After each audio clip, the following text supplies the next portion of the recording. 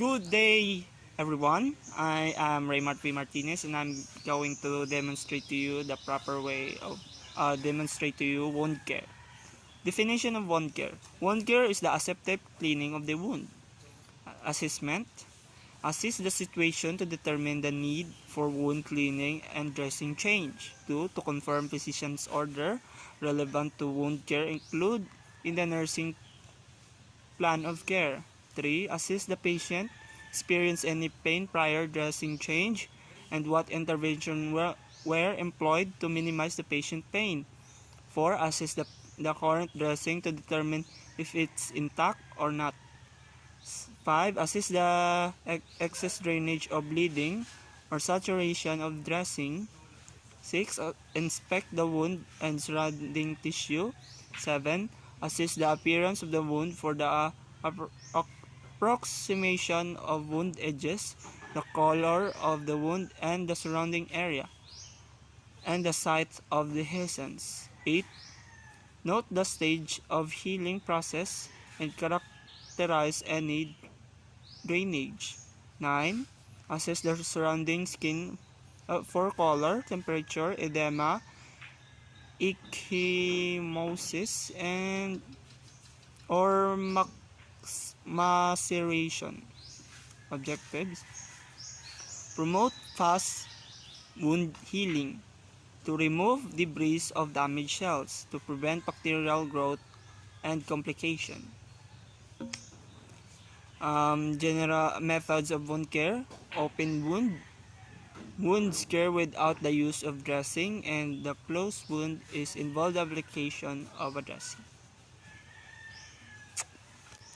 Review the physician's order for wound care or the nursing plan or the care related to the wound. Gather necessary supplies. Identify the patient.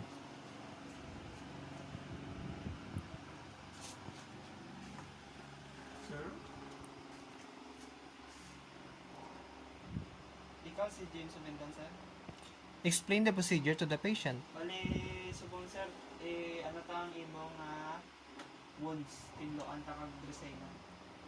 Assess the patient for possible need for non-pharmacologic pain-reducing intervention or analgesic medication before wound care dressing change. Administer appropriate analgesic consulting physician's order and allow enough time for analgesic to achieve its effectiveness. May ano ka man sir, may mga complication ka man nga mga bulong wala. Perform hand hygiene. Close the room door or curtains. Place the bed at an appropriate and comfortable working height. Place a waste receptacle or bag in a convenient location for use during the procedure.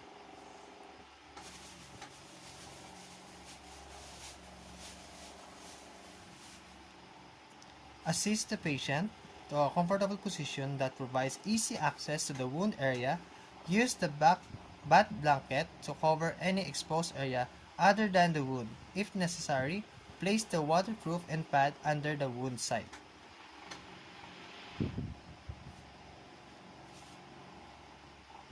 Check the position of drains, tube, or other adjuncts before removing the dressing. Put on clean disposable gloves and loosen tape on all dressing. If necessary, use an adhesive remover to help get rid the tape off. Carefully remove the soiled dressing. If part of the dressing sticks to the underlying skin, use small amount of sterile saline to help loosen and remove. Do not reach over the wound. After removing dressing, note the presence, amount, type, color, and odor of any drainage on dressing. Place soiled dressing in the appropriate waste receptacle. Remove your gloves and dispose of them in an appropriate waste receptacle. Inspect the wound site for size, appearance, and drainage. Assess if any is present. Check the sutures, steri-strips, staples, on drains or tubes. Note any problem to include in your documentation. Using sterile technique, prepare a sterile work area and open the needed supplies. Open the sterile cleaning solution depending on the amount of cleaning needed. The solution might be poured directly over the gauze, sponge, over a container for a small cleaning jobs, or into a basin for more complex or larger cleaning. Put on sterile gloves. Clean the wound if needed. Use sterile forceps to clean the area. Clean the wound from top to bottom and from the center to the outside. Following this pattern, use a new gauze for each wipe, placing the used gauze in a waste receptacle. Do not touch any surface with the gloves or forceps. If a drain is in use, clean around the drain using a circular motion. Wipe the center towards the outside. Use the gauze in a single type and then dispose of it. Once the wound is cleaned, dry the area using gauze sponge in the same manner.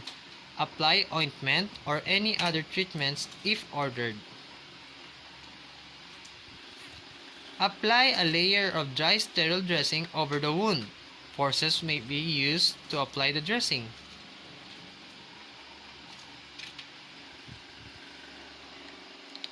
Place a second layer of gauze over the wound site.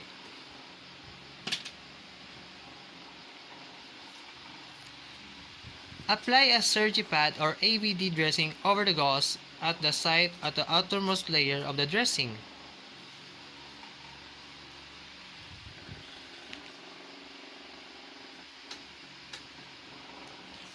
Remove and discard sterile gloves. Apply tape or tie tapes to secure the dressing.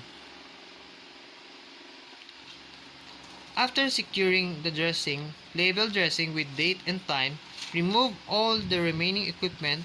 Place the patient in a comfortable position with side rails up and bed in the lowest position.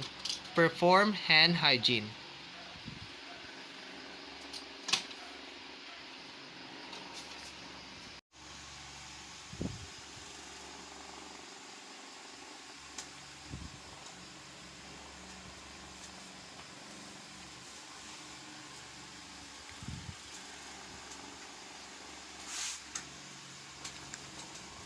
Check all wound dressings every shift. More frequent check may be needed if the wound is more complex or dressings become saturated quickly. That's all. Thank you.